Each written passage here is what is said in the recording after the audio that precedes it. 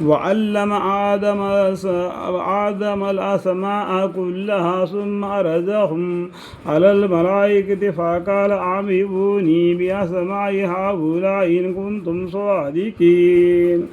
اور علم دیا. دیکھو اللہ تعالیٰ نے آدم علیہ السلام کو پیدا فرما کر ان کو علم دے دیا.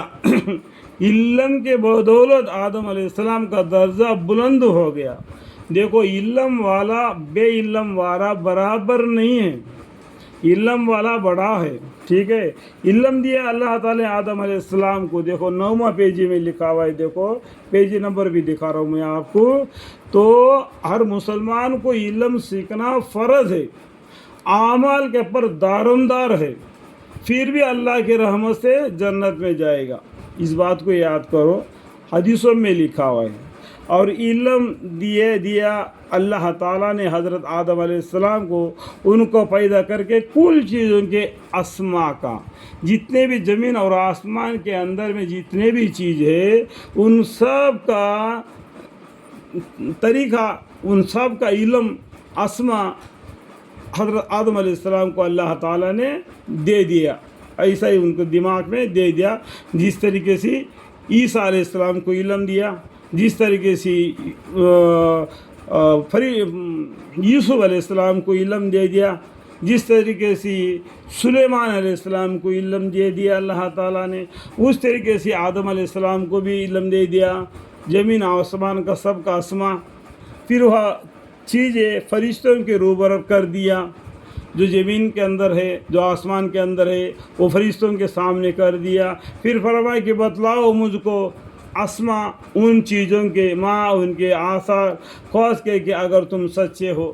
تو فرشتوں نے بتا دیا، بتا دو ان کا اسماء، یعنی ان چیزوں کا کیا کام ہے. جو لوہے کا کام کیا ہے، یہ چاقو کا کیا کام ہے، یہ جو بام وغیرہ بناتے ہیں نا، سب علم اللہ تعالیٰ نے دے دیا ہے.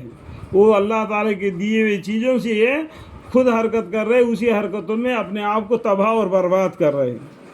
تو علم دے دیا اللہ تعالیٰ نے اچھے کام کے لیے، برے کام کو بھی استعمال کرنے کے عادت لگ گئے لوگ. تو فرشتوں نے وہی ظاہر کر دیا کہ اللہ کے سامنے. تو فرشتوں نے ان کا جواب نہیں دے سکے، کیونکہ ان کا علم نہیں تھا.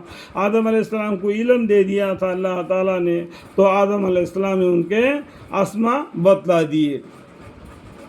قالوا سبحانك لا علم لنا الا ما علمتنا انك انت علیم الحکیم. فرشتوں نے عرض کیا کہ آپ تو پاک ہے،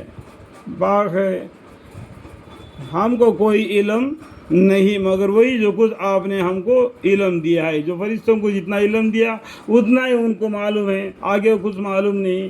ان زمین اور آسمان کا سب چیزوں کا اسماء، یعنی ان کا اثر، ان کا حرکت، ان کے نام اللہ تعالیٰ نے آدم علیہ السلام کو دے دیا. آدم علیہ السلام نے سب کے نام رکھ دی.